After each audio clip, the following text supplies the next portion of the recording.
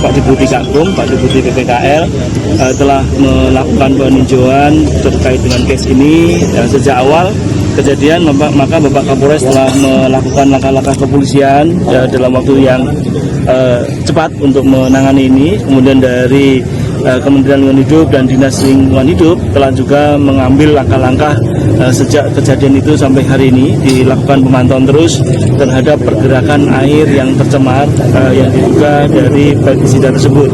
Akhirnya informasi terakhir sudah sampai ke Teluk Naga. Tentu semua dampak lingkungan kita lakukan pengambilan sampel, uji sampel untuk melihat sampai sejauh mana pengaruh yang timbul dari kondisi ini. Hal yang utama tentu dari kualitas air dan bentos. Bentos itu hewan atau biota, baik itu hewan maupun tumbuhan yang hidup di dasar perairan kita, sungai, yang menjadi faktor utama dari bioindikator terkait dengan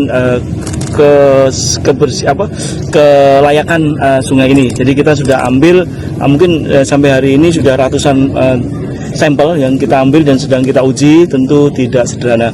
Kemudian langkah-langkah penegakan hukum kita lakukan bersama, penegakan hukum terpadu dengan Polres Tangerang Selatan sesuai mandat MOU kami dengan Bapak Kapolri. Jadi Bapak Kapolri, kita telah MOU dengan beliau untuk melakukan langkah-langkah penegakan hukum.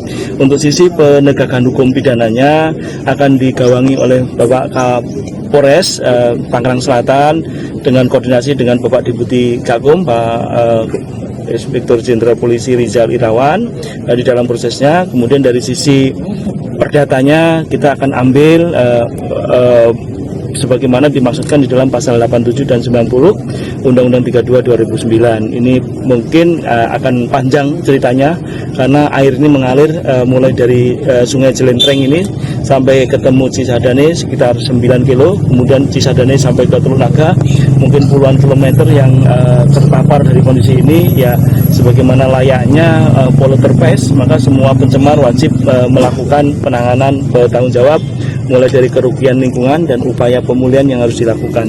Kemudian secara teknis, keadministrasian, keteknisan, maka kami akan memerintahkan pengelola kawasan untuk melakukan audit lingkungan secara presisi untuk mengambil langkah-langkah yang diperlukan.